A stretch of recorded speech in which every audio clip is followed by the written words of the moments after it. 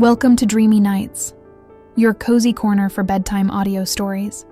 We're so glad to have you here. May this story bring you peace and comfort as you drift off to sleep. Now, let's begin tonight's story. My girlfriend and I lived together for over a year. She never once let me touch her. She told me she was a traditional and conservative woman, that the most precious thing should be saved for the wedding night. I believed her. Until one day, I found an emergency contraceptive pill box in her handbag, clearly printed on the box, 2 pills per pack. Take the first within 24 hours of unprotected sex. The second, 12 hours later. There was only 1 pill left. My mind went completely blank. At that moment, the sound of running water in the bathroom stopped.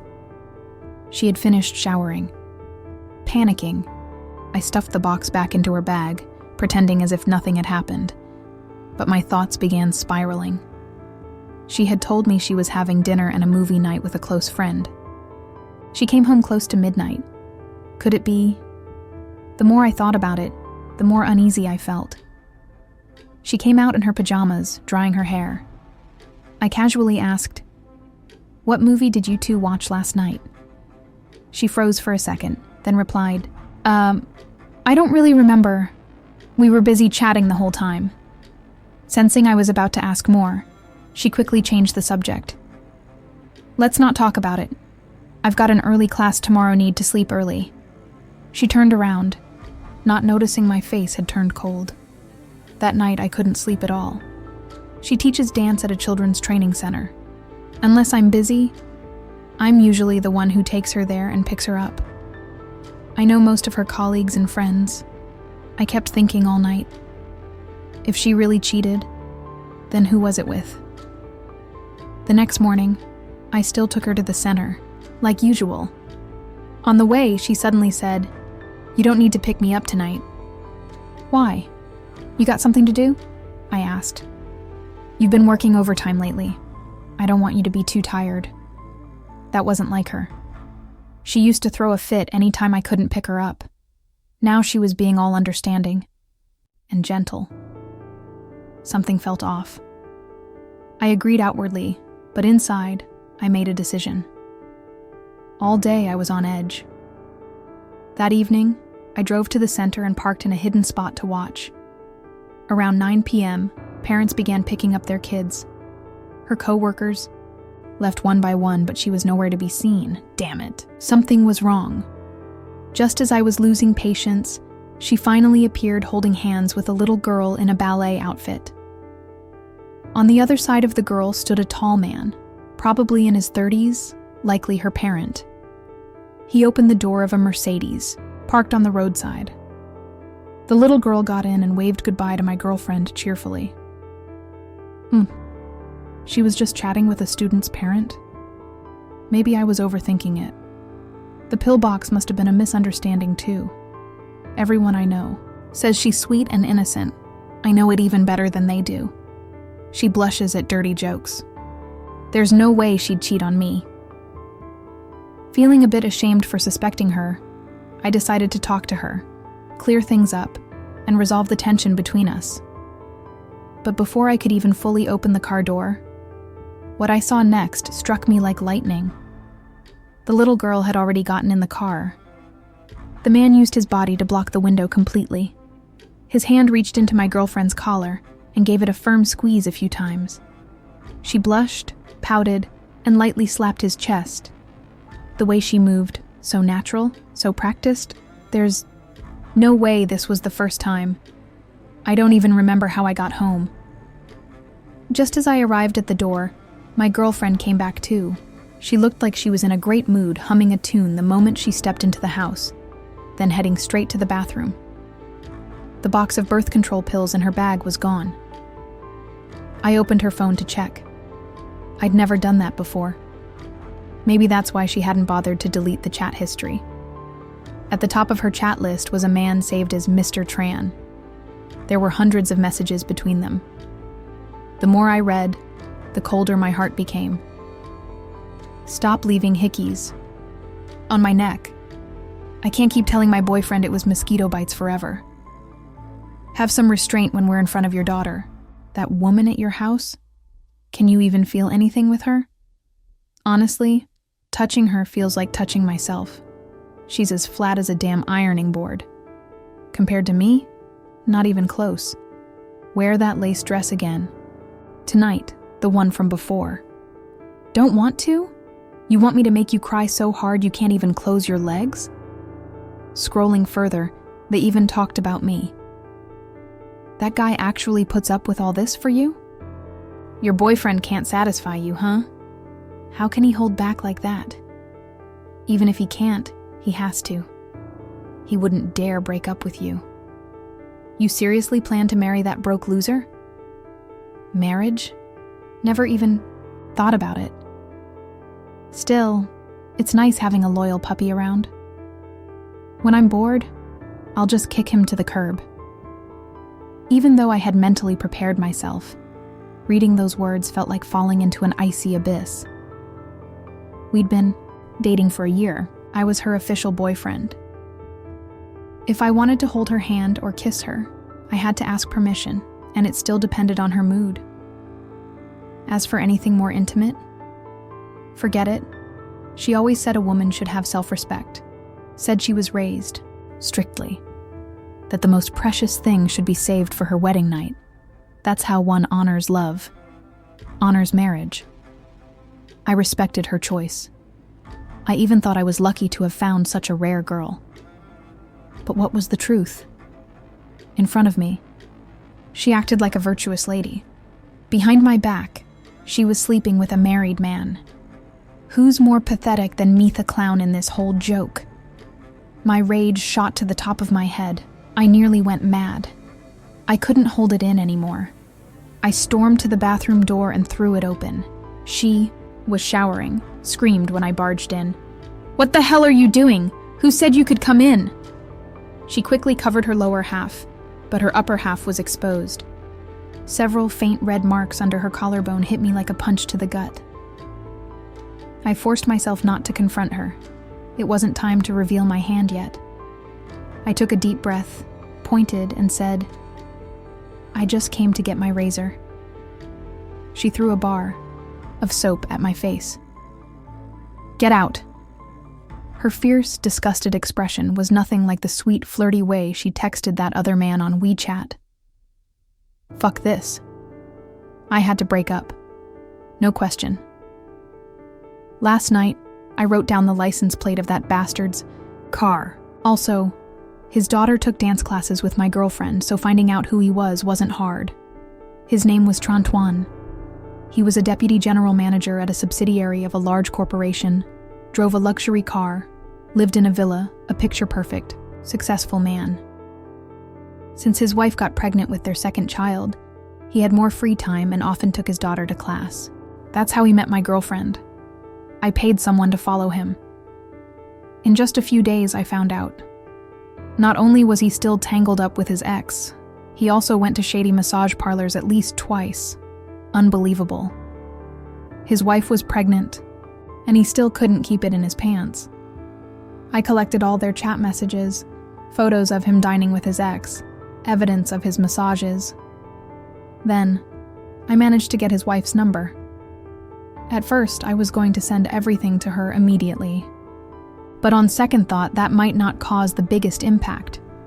Now that I had every weakness of that bastard in my hands, if I was going to act, I'd make sure he was ruined beyond recovery. As for my girlfriend, she acted like she was deeply in love. We were practically living together, but she spent all day glued to her phone, giggling, treating me like I was blind. Her outfits got more revealing by the day, and she came home later and later. When I reminded her to mind her image in front of students, she called me old-fashioned and boring. Fine. So I'm boring. What about that bastard? He's stylish? Later, I found out all those new bags and perfumes weren't ordered through middlemen like she claimed. They were gifts from him. They even planned a hot spring trip together. She, of course, used the best friend excuse again.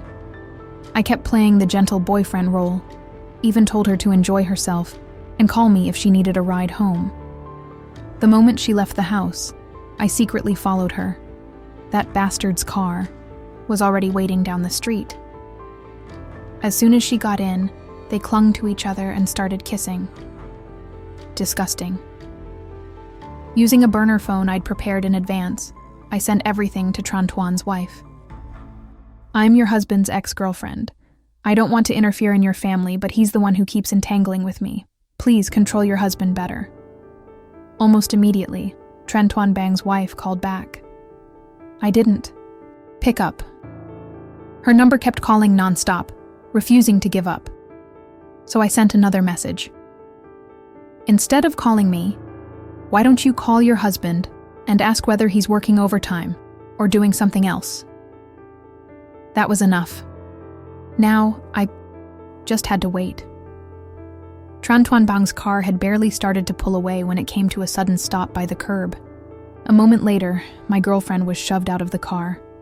Through the passenger side window, I could see Trantuan Bang taking a video call. My girlfriend banged on the window in confusion, but he didn't even glance at her. He hung up the call, stepped on the gas, and sped off, leaving her standing there, face dark with shock and anger. When she got home, she was still fuming. I played dumb and asked, "Honey, why are you back so early? Not hanging out with your bestie anymore?" She ignored me and went straight into the bedroom, furiously tapping away on her phone. After she fell asleep, I checked her messages. She'd sent a storm of angry texts to Trantuan Bang. "You kicked me out of the car because of that old hag. That fat sow, what else can she do besides pop out babies? You think this is fair to me, Trantuan Bang?" So, now she was playing the scorned mistress?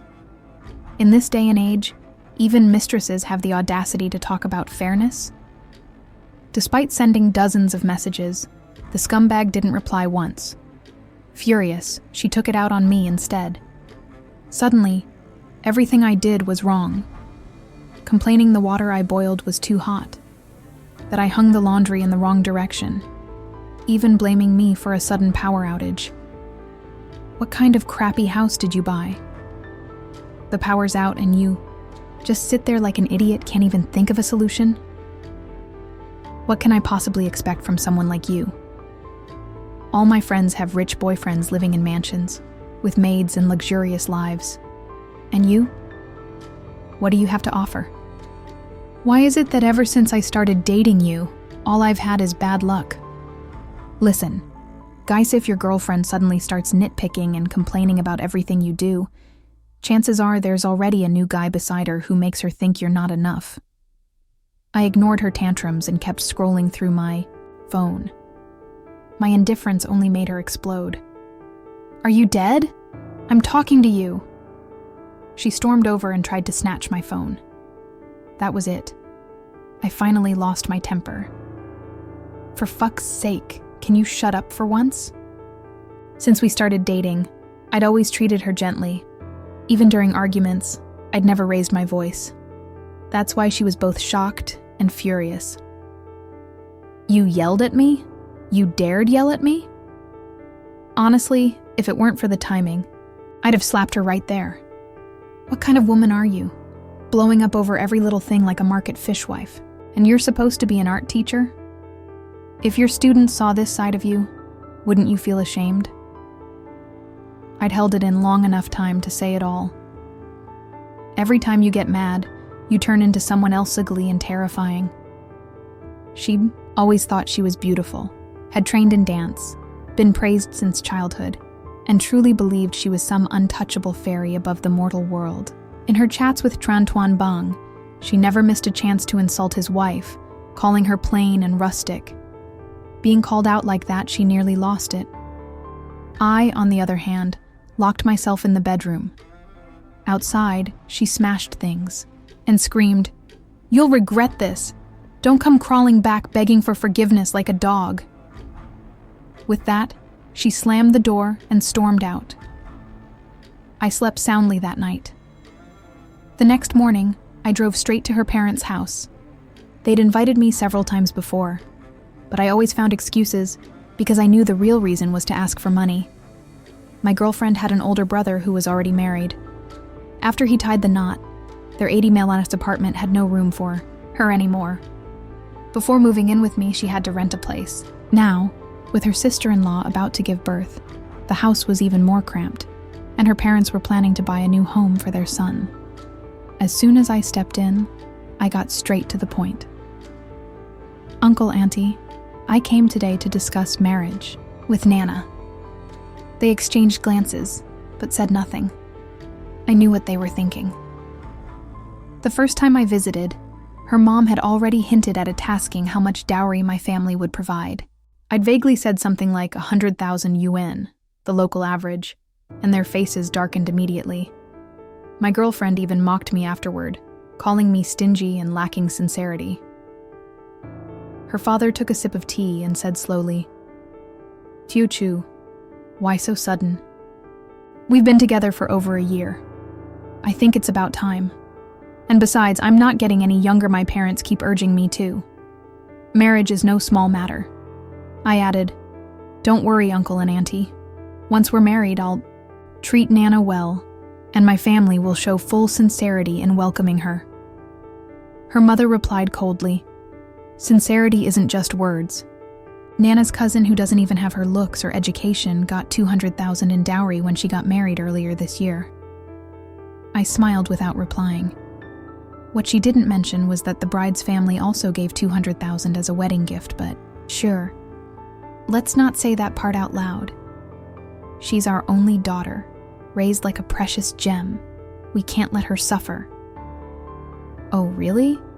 Then why did your precious gem have to move out and rent a place because your house couldn't even fit her? She's beautiful like a movie star, has a respectable and talented job. With her conditions, she could easily marry someone like Liu Changdong. Well, I'm no Liu Changdong, so I didn't comment. After dancing around the topic for ages, her mother finally got to the real reason for the meeting. I was blunt with them. "If you want to marry my daughter, your family has to bring at least this much," the woman said, holding up 3 fingers. 3 fingers? What a joke. Her vision is seriously narrow. "Auntie, what if my family offers 500,000 yuan? Would that be acceptable?" I asked. The mother froze, stunned. "How much did you say?" The father choked on his tea, eyes wide in disbelief. I gave a faint smile. 500,000. My family is ready to provide 500,000 yuan as a betrothal gift. Both of them flinched in shock.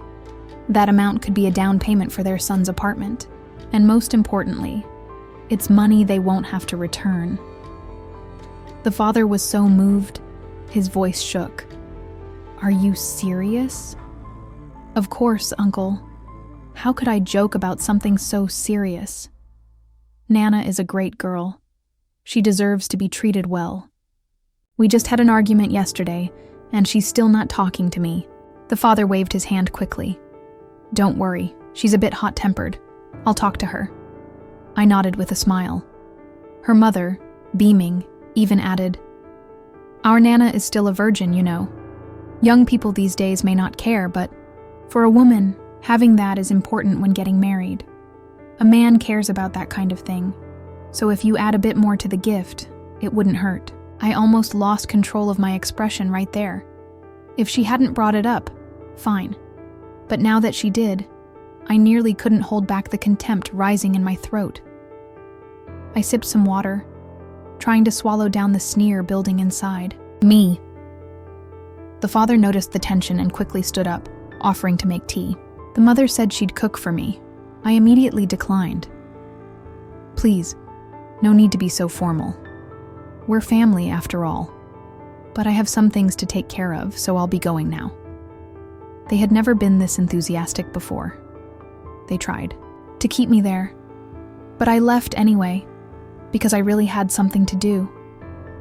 I had people watching Tran Tuan Bang these past few days. The moment he went to a hotel, they'd notify me. As expected, he showed up sooner than I thought. Just yesterday. My girlfriend argued with me and stormed off. Today, she's already running to her lover. I tried calling her, only to find my number blocked. She probably didn't want me to ruin her little date. I jumped on my bike and rushed to the hotel. Today, I was going to give them a memory they wouldn't forget for the rest of their lives. Over 30 minutes later, I arrived. The young man I hired brought me to room 802. He pretended to be a hotel staff delivering something to get them to open the door. Tran Tuan Bang answered in a loosely tied bathrobe, clearly fresh from doing the deed. The moment I saw his smug face, I lost it. I kicked him in the chest with all I had. "You bastard!" He didn't even react in time, flew back 3 meters and collapsed on the floor. I didn't let him catch his breath. I lunged forward and started punching him repeatedly in the face. After just a few hits, his nose gushed blood. He was groaning, in pain, hissing at me. "Who the hell do you think you are? Keep hitting me and I swear I'll have you killed." I hit him even harder. He tried to fight back, but against the two of us, he had no chance. In the end, he just curled up and took the beating. I let out all the anger I'd bottled up for days. Then a piercing scream came from behind. My girlfriend stepped out of the bathroom. Her eyes nearly popped out when she saw me. What are you doing here? Really? That's your question? You think I endured everything all this time for no reason? I was waiting for this moment. She tried to shield the bastard with her body. I was so moved I almost cried. This woman, wasn't she, always preaching about saving herself for the wedding night? So what the hell is this? Turns out all her high-minded talk was just for me, huh? My girlfriend turned red with rage and yelled back at me. "Did you ever stop to think why I had to find someone else? If you satisfied me in every way, would I need another man? Look at yourself. Can you believe this logic? I'd had enough." Tug, "Nah, you're pathetic. Prostitutes are more honest than you." She screamed like a lunatic. "You're the pathetic one. He's richer than you, taller, more handsome, better than you in every way. So what if I slept with him? We're getting married? Oh, just because you say so? I know exactly who this bastard is. And you're still showing off?" I turned to the young man. "Did you record it?" "All of it. Don't worry." That bastard scrambled to get dressed. My girlfriend, on the other hand, had already thrown shame out the window. She screamed, "Get out! Leave us alone!" I ignored her, staring at Tran Tuan Bang. "Hey, Tran, does your wife know that while she's pregnant, you've been sleeping around?" Both their faces went pale. I continued, "And what if she finds out you slept with your daughter's dance teacher?" He frowned. "How do you know about that?" "Doesn't matter. I also heard your 2 brothers-in-law aren't exactly saints either." He scowled at the threat. "How much do you want?" That line lit me up again. I slapped him across the face. "Money? You think a few bills make you a big shot?" He used to mock me in front of my girlfriend for being poor. Now I caught him red-handed and he still dares to act arrogant. His temple twitched. "What do you want then?" I said calmly. "You want me to keep my mouth shut? Fine. Slap her 10 times in front of me." My girlfriend snapped. "Are you insane, Chu Duong? You're a disgusting low-life piece of trash." She ranted and cursed. But then he slapped her. Even I was surprised at how fast he moved. I gave him a thumbs up. 9 more. And don't half-ass it. If one doesn't count, you start over. My girlfriend froze in shock, staring at him in disbelief. He gritted his teeth and slapped her again. She screamed and went wild, clawing and kicking at him like a maniac. The elegant, artsy teacher image was completely destroyed. "You hit me?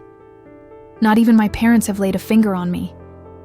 He had deep scratches on his face, bleeding. He finally snapped. "You begged me to come last night, remember? I wouldn't be in this mess if not for you." He turned to me.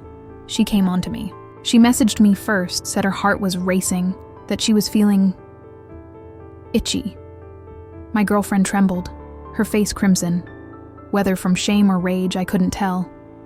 "Beautiful. Dog eats dog," I said. "Now that's entertainment."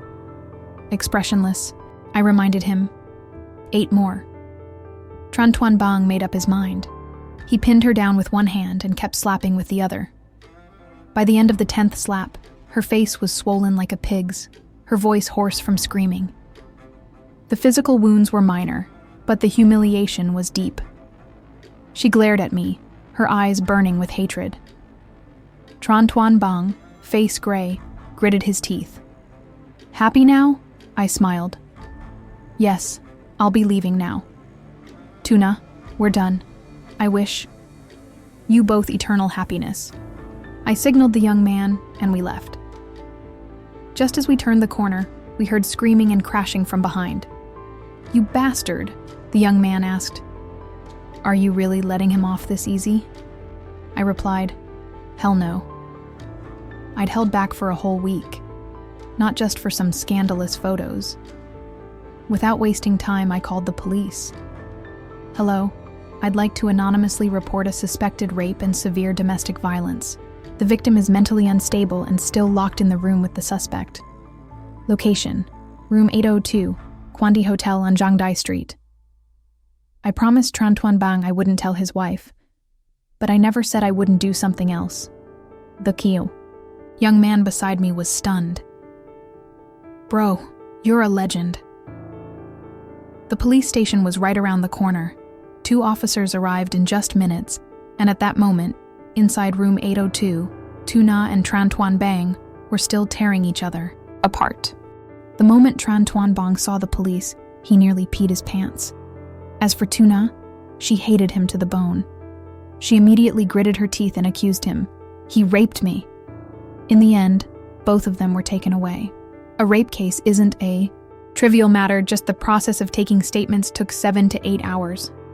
However, thanks to their chat history as evidence and clear hotel surveillance footage, Tran Tuan Bang was eventually not charged with rape.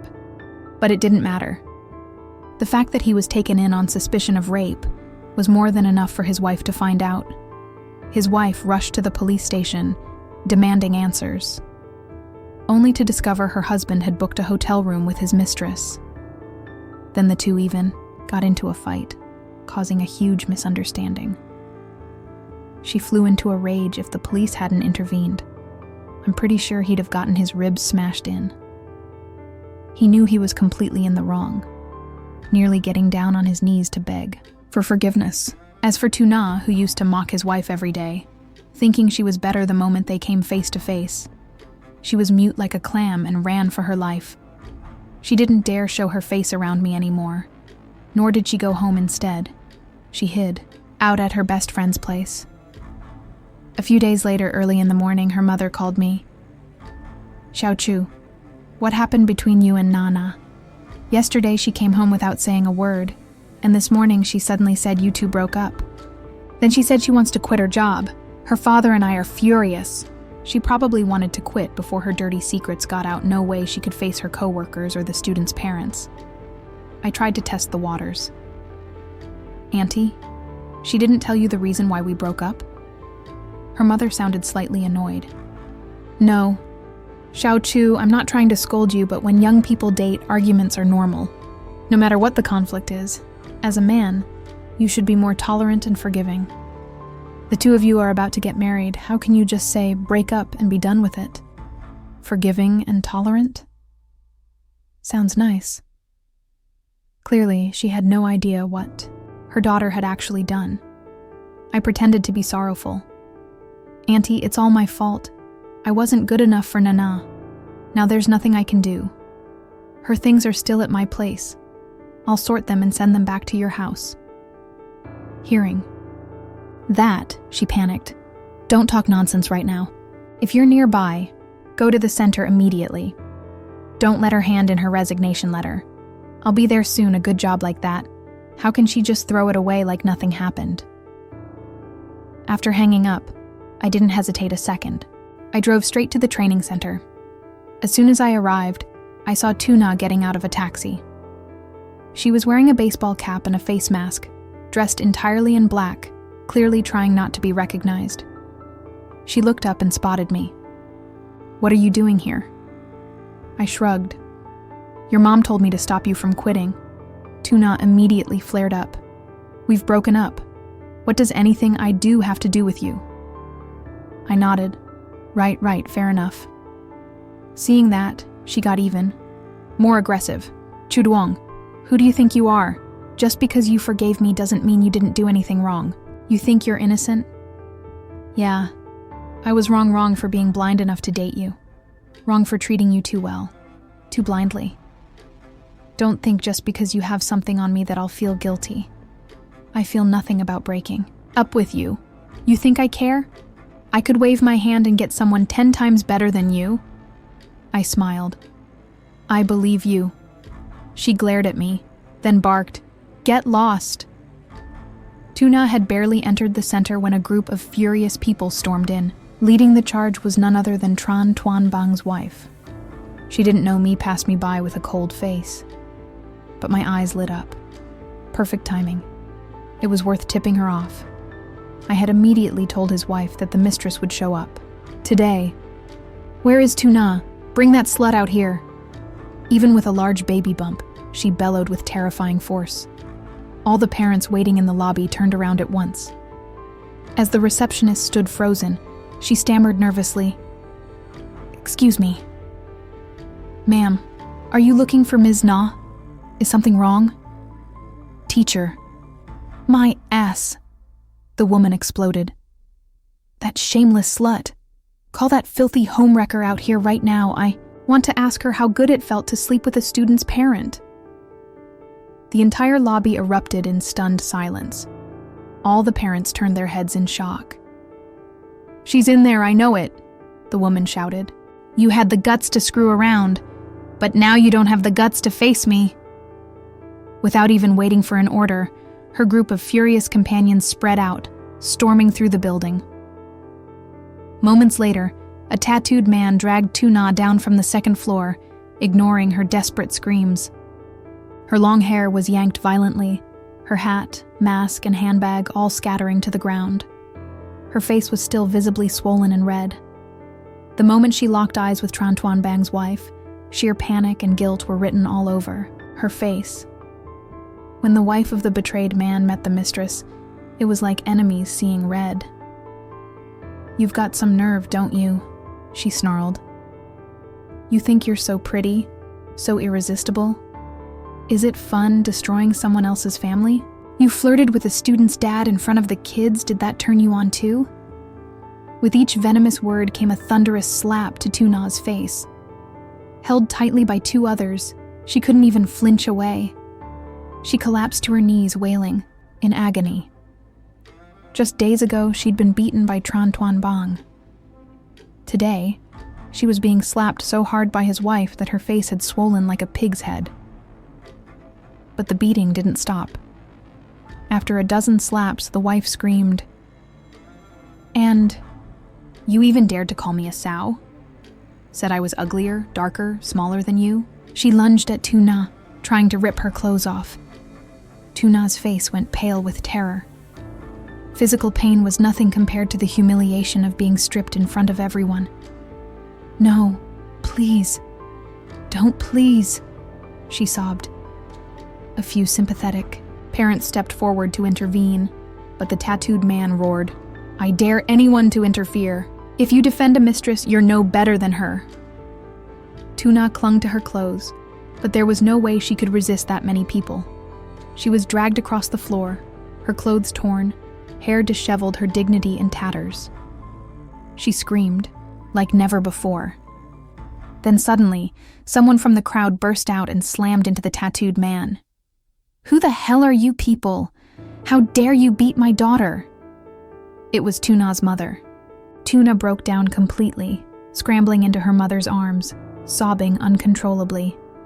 "Oh, so you're her mother?" Tran Tuan Bang's wife sneered. "Some mother you are, don't even know your daughter's been sleeping around like a whore. She had this coming." "Don't you dare speak nonsense," her mother yelled back. "I know my daughter better than anyone. She would never be a mistress. This is assault. I'll call the police." The wife smirked and pulled out a thick stack of printed photos, slamming them into Tuna's chest. "Go ahead, call the cops. But look at this first. Is this your innocent little girl seducing my husband? The rest of her group also took out identical photos, passing them around the lobby like flyers. Even I, hiding in a corner, wasn't spared. I got a copy too. One glance and I muttered under my breath, "Well, damn." The entire stack was filled with scandalously provocative photos of Tuna way more graphic than the ones I'd seen on her phone before. Turns out, Tran Tuan Bang had saved everything to beg for forgiveness from his wife, completely exposing her. Parents around us began whispering, unable to hold back. "My God, that's really Ms. Na. These pictures look like they're straight from a porn shoot. She didn't look like someone who'd do this." Even Dong Dong's pregnant mom had to come here herself. No more pretending. I thought she had a boyfriend. Why cheat? Mistresses don't need a reason, just money. They always stayed behind after class together, so it was real after all. I feel bad for the kids. What if they saw something they shouldn't? Tuna's mother stood frozen, her hand trembling as she held the stack of photos. Tuna, hearing all the whispers, wished she could crawl into a hole and disappear. But Tran Tuan Bang's wife wasn't finished. She stepped forward. Again. "See it now? This is your precious daughter seducing my husband while I was pregnant. Who knows how many times they got a hotel room together. You wanted to call the police, didn't you?" she mocked. "Go ahead. I'm right here." Tuna's mother, who had just been screaming for justice, now stood silently, humiliated. Then the doors to the center flew open. Branch manager Vuong rushed in. His face fell when he saw the scene. He walked straight to Tran Tuan Bang's wife and spoke calmly. "I understand how upset you are, ma'am. But please, let's talk this through quietly. The children are still in class, and this is affecting them. Also, these photos, they can't be seen by the kids." She glared at him. "Director Vuong, are you seriously keeping a teacher like this? A woman with no morals at all?" Vuong's face tensed. Before he could respond, a few other mothers joined in. "I can't stand mistresses. If this kind of person stays here, we want a refund." "Exactly. I won't let someone like that influence my kid. And what woman would let her husband pick up the kid if she's still around?" Tuna, drowning in shame, suddenly stood up like she had nothing left to lose. "Director Vuong," she said hoarsely, "I came today to submit my resignation. You don't need to be put in this position. I'll leave on my own." She bent down, picked up her hat and handbag, and turned to leave. But she didn't make it 2 steps before someone yanked her back. "Who said you could leave?" Tran Tuan Bang's wife asked coldly. Tuna was falling apart. She burst out between sobs. "You already beat me, yelled at me, ruined my reputation. What more do you want? That LV bag you're wearing, my husband bought that, didn't he? His money is our money. If you don't return it, I'll sue you." Tuna's face twisted with humiliation. She pulled out her phone, then threw her handbag on the floor. Without a word, a man beside the wife pulled out scissors and cut the bag to shreds like it was trash. "You wore it, so I don't want it anymore," the wife said icily. "Disgusting. He told me everything. You two got hotel rooms 4 times. He gave you a gift every time. But guess what? Every last one of those was fake. Knockoffs. Pathetic. Even escorts make more than you per client." Tuna trembled from head to toe. Tran Tuan Bang's wife scoffed, then turned and walked out with her entourage. Everyone was left speechless, stunned into silence as a chill wind blew through the lobby. Then, Tuna's mother, face dark with rage, shoved her and snapped, "What are you still standing here for? Haven't you embarrassed yourself enough? This old face of your mother today, you've thrown it to the ground too." With both the wife and the mistress gone, the atmosphere still hadn't calmed. Someone in the crowd murmured, "Why is it always the mistress that gets beaten in these situations? Why is it always women tearing each other apart? Who knows if anyone even hit the man? Whatever happens behind closed doors, we don't really know." Still, giving that mistress a lesson felt good, didn't it? The kids are about to get out of class. Clean this up before they see something they shouldn't, another parent urged. As for whether Tran Tuan Bang's wife would eventually forgive him, who knows? But I sure wouldn't. I didn't stop at just beating him up. That would never be enough to cool the fire in my chest. I gathered every shred of evidence of his multiple affairs, his not-so-discreet massage sessions, and sent them all to his company. I even added a little twist rumors that he was promiscuous, to the point of possibly having contracted an STD, an affair scandal involving a company vice president. Of course, it spread like wildfire.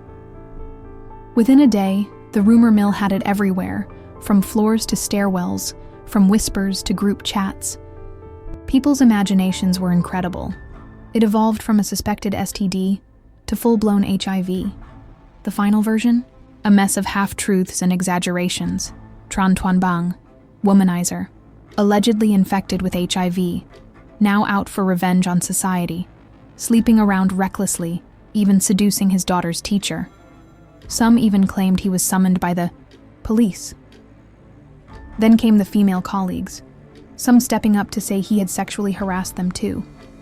With so many voices, true or not, no one could save his reputation. His image at the company collapsed entirely. I laughed so hard I nearly pulled a muscle. His co-workers, scared witless, stormed HR to demand action. We can't work with someone like that. And Tran Tuan Bang?